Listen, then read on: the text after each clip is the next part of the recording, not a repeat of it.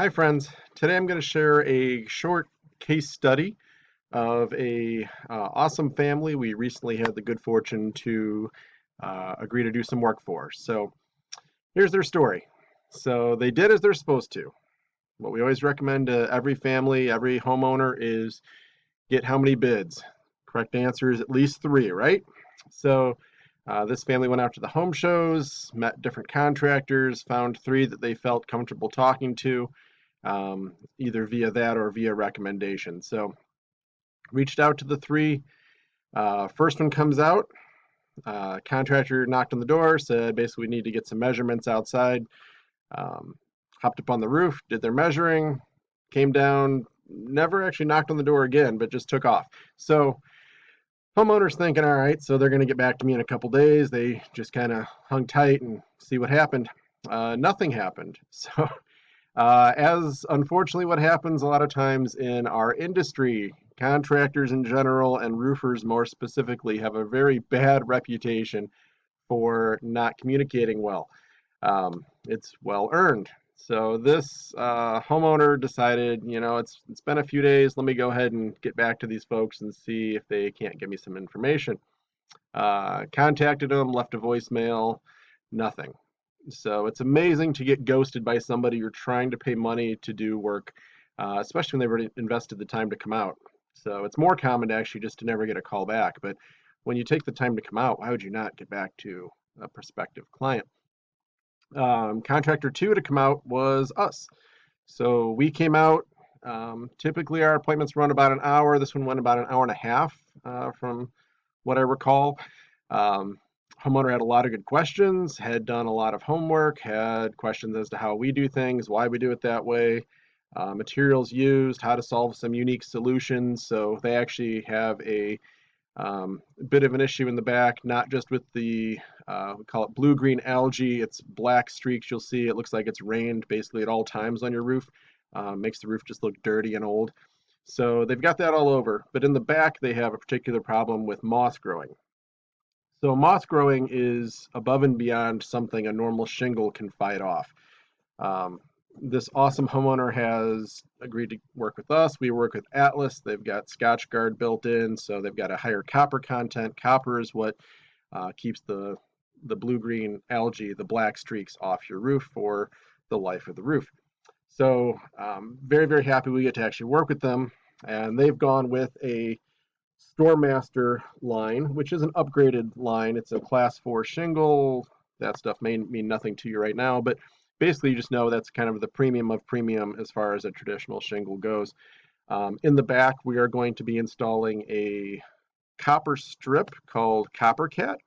So what CopperCat is going to do for these folks is to keep more than just the streaking off, but it's going to keep even mold and uh, really in this case the big issue is the moss growing. So if we can keep the moss off for the life of the roof from day one, they're going to be thrilled forever because they know what's going to happen. It's just the way the property sits, the moisture, the shade, kind of all the right formula of having moss issues. So we were contractor two. It's a good size home. It's a complicated roof. It's got some extra complexities. It's got upgrades. Our price was just under $30,000 with everything included, um, and that was good sized project, but definitely fair for the level of work. So they had a third contractor out. I would always emphasize, unless it's the final contractor or you have an immediate need, it's good to get your three bids. We have no problem coming back a few days later. There's no pressure to sign the same day. So contractor three came out, and their philosophy is a little bit different. So what they did is they came in with an estimate to get the roof done. They would be using the country's largest shingle manufacturer, which actually, in terms of quality, I'd rank kind of in the, if you split shingles into two tiers, I'd put them in the second tier. But that's the product they use.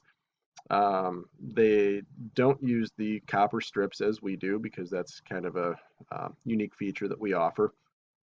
So they came in with their estimate, exact same roof, $84,000. There was 3 or 4 people in the home. They said they were very thorough in their 4-hour appointment.